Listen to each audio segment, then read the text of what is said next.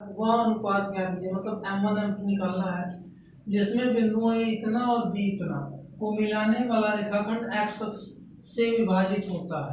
तो x अक्ष पे विभाजित तो से मतलब x अक्ष पे विभाजित होता है। तो x अक्ष पर बिंदु के निर्देशांक निकालो। x अक्ष पर बिंदु के निर्देशांक जहाँ ये विभाजित करेगा बिंदु के निर्देशांक, जब x अक्ष पे है तो x निर्देशांक, तो x पे कोई विस्थापन होगा, मान लो x है स्मॉल x, y जब x अक्ष पे तो y अक्ष पे विस्थापन जीरो होगा, नहीं होगा विस्थापन मतलब कोई नहीं, तो जीरो। विभाजन उनके निर्देशांक भी निकालना है, पहले अनुपात निकालने के लिए हम लोग चल रहा है। ये हो गया तुम्हारा x is equal to x, y is equal to zero, और ये x1 y1 x1 1 y1 minus 5 वो x2 y2 x2 minus 4 y2 5। अब देखो, अब x वाला लिखें कि y वाला, तो y जीरो तो y वाला लिखें, तो y is equal to m1 y वाला है m1 y2 plus m2 y1 अपान m1 प्लस m2। ये क्यों लिए? क्योंकि m1 m2 नहीं पता है, x वाला लेते तो x नहीं पता, तो एक साथ तीन कहाँ से निकालते, ये जीरो रहेगा, क्रॉस मल्टीप्लाई करेंगे जीरो हो जाएगा। मान रखो जीरो, m1 कितना है नहीं पता, y2 कितना है देख लो 5, प्लस m2 नहीं पता, y1 कितना है -5 अपान m1 plus m2, cross multiply करे गुणा है जीरो हो जाएगा, is equal to 5m1 minus 5m2, इसको चलेगा -5m1 is equal to -5m2, ये 5 कट गया, यानी m1 is equal to m2। अगर इसका अनुपात हम निकालें बेटा तो m1 इधर आया अपान m2 is equal to 1/1।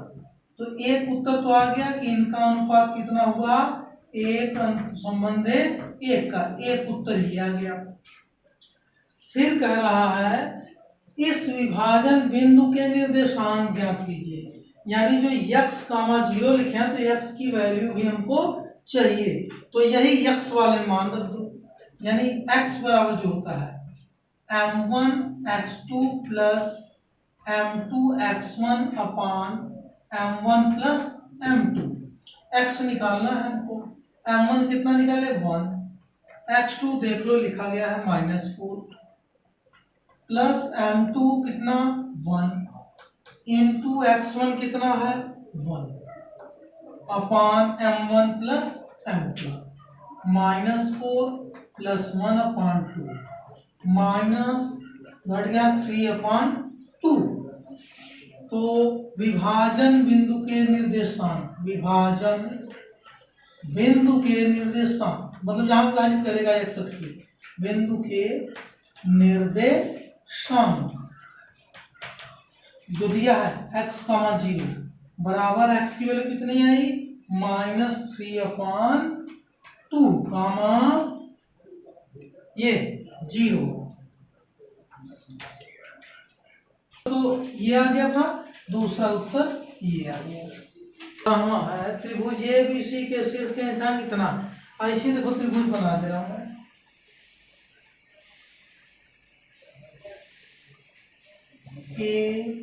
ABC, ए का निशान कितना -1, 3, बी का -3, -2, सी का 5, -1 है। तो शीर्ष ए व बी से खींची गई माध्यिका, ए से माध्यिका जो खींची गई मान लो एडी है, और बी से खींची गई माध्यिका, बी से जो खींची गई माध्यिका ई है, की लंबाई ज्ञात करो, मतलब एडी निकालना है और बीई, तो एडी की लंबाई मतलब अंडर x2 - x1 वाले से, तो लेकिन जब डी का निशांक और ई का निशांक पता होगा तब तो बीई और एडी निकालेंगे। तो पहले डी माध्यिका मतलब मध्य का, तो बीसी के मध्य बिंदु डी का निशांक निकालो पहले, बीसी के मध्य बिंदु डी का निर्देशांक, मध्य बिंदु का निशांक क्या होता है x1 plus x2 by 2 comma y1 plus y2 by 2, x1 -3 plus x2 5/2, y1 -2 plus ये -1/2, घटा दिए इसको तो 2/2, ये माइनस माइनस जुड़ जाएगा, -3/2, ये कट गया, इज इक्वल टू 1 कामा -3/2। ये डी का निर्देशांक आ गया, यही लिख दे रहा हूँ 1 और -3/2। ठीक, अब ई निकालो, ई किसका मध्य बिंदु है, एसी का, एसी के मध्य बिंदु ई का निर्देशांक, ई का निर्देशांक, वही सूत्र मध्य में तो x1 एसी ये है, x1 प्लस x2/2 कमा y1 प्लस y2/2, ये घट गया 4/2, ये घट गया 2/2, घट गया 2 2 कितना है 2,1। ई का निशान क्या है 2,1। पहले सवाल पढ़ाया था मध्य बिंदु का निशान x1 plus x2 by 2, y1 plus y2 by 2।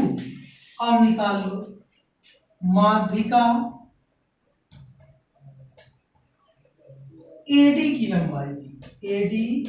की लंबाई मतलब बीच की दूरी वाला फार्मूला क्या होगा, x2 माइनस x1 का whole square plus y2 minus y1 का होल स्क्वायर। एडी देखो, एडी ये x1 y1 x2 y2, तो x21 माइनस x1 -1 तो minus minus plus, plus y2 -3/2 minus y1 3 का होल स्क्वायर, ये 1 1 2 का स्क्वायर प्लस इसको हल कर लो, 2 3 6 ऋण 6 ऋण 3 ऋण 9/2 का स्क्वायर, 2 दूनी 4 माइनस का स्क्वायर ऋण प्लस होगा, 9 9 81/2 दूनी 4, 4 चौक 16 16 81 6 1 7 लिखी दें 16 प्लस 81/4, जोड़ दो 7 8 97/4, या हम लिख सकते हैं 97 √97 एक पूर्ण वर्ग है /2, 7/4 एडी माध्यिका एडी की लंबाई गई, चाहे ये लिखो चाहे ये, दोनों में से कोई हम लिख सकते हैं। एक तो उत्तर ये हो गया, दूसरा बी ई भी पूछा है, मतलब बी से जो माध्यिका खींची गई उसकी लंबाई, तो माध्यिका बीई की लंबाई, फार्मूला यही है, लिखेंगे नहीं इसी में रख दे रहे हैं, फार्मूला दोबारा नहीं लिखेंगे, इसी में मान रखेंगे। बीई की है तो ये x1 y1 ये x2 y2, तो x2 2 minus x1 minus minus plus का whole square plus y2 minus y1 minus minus plus, ये 2 3 5 का स्क्वायर प्लस 2 1 3 का स्क्वायर बराबर 5 25 25 प्लस 3 3 9, जोड़ दिए 34, ये एक उत्तर ये आएगा 34।